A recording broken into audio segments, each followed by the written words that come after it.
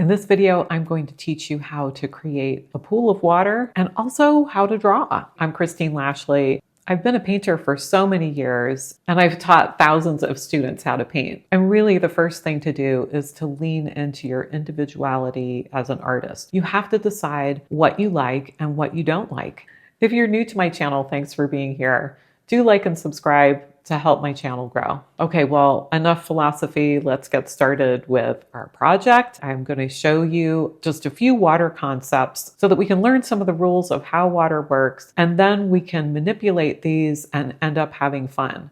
When creating a water or river scene, look for the general straight line of the horizon.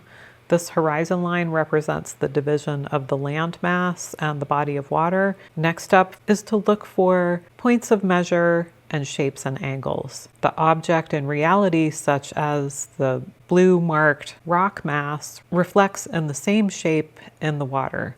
Color in the water is diminished. For example, you can see that the darkness of the rock reflects as lighter, and the light areas of the rock reflect as darker. Next up in learning how to draw with paint is to have a good scene selection. Find a main idea with unequal ratios. Yes, to dominant water body and also maybe a predominantly green color. Collected shapes with less scatter are great for beginners and offer a good option for making things simple. Try to avoid an equal split, such as 50% water, 50% rocks, and also sun and shadow. So anything that's equal, just try to avoid that. Sounds simple, but when confronted with nature, it can be hard to stay on track. Good things are small bits like the tiny cascade, or big bits such as the big tumble of rocks. So just keeping your ratios unequal is a great rule of thumb for getting better with either drawing or drawing with paint, making better art.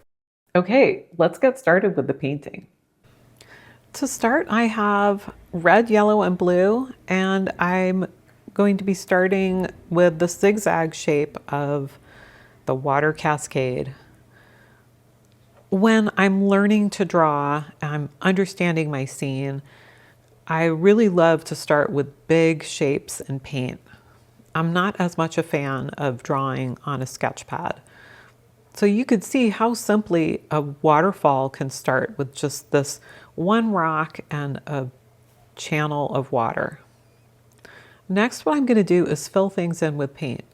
And I'm not just rendering the scene from step 1 through 100, but I'm understanding my scene and I'm responding to what I see on the panel. I'm filling in things with kind of a brown wash, and you can see where the painting might head. I've painted this scene a couple of times. Again, this is my photo reference, my main photo reference. So I could have a more active waterfall or a less active waterfall, and you'll see this demonstration go through several different versions. And in this first version, I'm sticking pretty close to this one reference photo. I'm lifting out with some water mixable paint to just reduce the heaviness of the paint on that rock. And next I'm trying out some greens. In this mix of green, I'm just putting on some notes onto the panel, and I'm checking out the light collection here.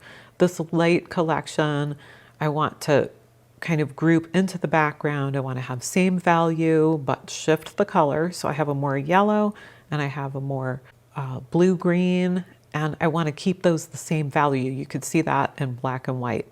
Also the purple. All of these should be same value, but shift the color. And I'm grouping them all here to kind of keep that under control. Again, this is also learning how to draw because I get the excitement of the color, but I'm keeping the background lighter. And also I've kept my water cascade light. So grouping the values, playing with color, this gets me interested to draw, and it's much more exciting than a single line. I've found over the years that I really do a better job learning to understand my scene with masses of color, and it just makes the project more fun to do. You don't have to learn how to draw with only a pen and paper. And there's no first step or beginner move to make that is going to make you a better artist necessarily. It's just listening to which feels better. And for me, painting with full paint has always been a way to move forward and to get better with harnessing the power of my scene and getting it onto some sort of surface. So here I am working with not only warm and cool, but now I'm thinking about the collection of shapes. I'm trying to mask these rocks to the right and the left, just like we saw in the earlier section when we were learning the fundamentals of water. I have an implication of where the horizon line is on that top third of the painting, and a rock mass to the right and the left. The channel of water is that amber kind of glow in the middle. I put in some reflections, but I'm keeping the lower half of the painting mostly in the medium range of value, not too light, not too dark. I'm keeping that higher contrast for the top part of the painting. So as I work towards the first version of how I might interpret the scene, I am having the pool of water be kind of the main focus and working on keeping everything else a bit subordinate so that that pool kind of holds the viewer's attention with a little tiny cascade of water. And you can see version 1 right here. And next I decide, well, maybe I could play with this a little bit more. How could I improve my painting? Let's double check that interval as it relates to the lower pool. It's a bit equal and it feels kind of squished and pinched there. So maybe I could incorporate one pool with the other. I first try dealing with that pinched area. Maybe I add a darker rock or some type of way to draw the viewer's eye down. I wasn't liking that as much. I thought that felt out of place. So next I try this concentric kind of worm shape of the brown. I break apart that shape and try to integrate that rock with the pool. So I take away some of that brown echoey line. I look at my painting and I think, I'm not so sure. I want to scrape that down and I basically restart. This is a way to explore my painting. Again, I feel like I'm drawing even though I'm painting because I'm making a commitment to my shapes. I'm making a commitment to the color. Color has always been the hook for me, and the tactile nature of the paint, especially oil paint, makes me really happy and feel like there's always possibility when I'm creating my piece of art. I reestablished some of the background. I kind of cooled that down with greens and blues.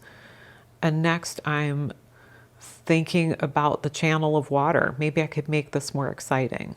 I possibly want to wipe out some of the lower pool. Let's suppress that.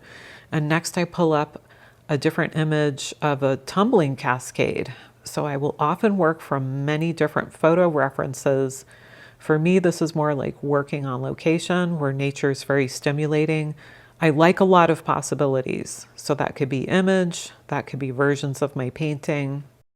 Next up is version 2, which features a lot more of the white tumble of the water. And the viewer's eye is now shifted to the top part of the painting. And now I'm working on a different version, which is going to become version 3, which doesn't really feature any still water. All of the water is now in motion. I feel like this is much more cohesive, and I was happier with this third version. So stick it out.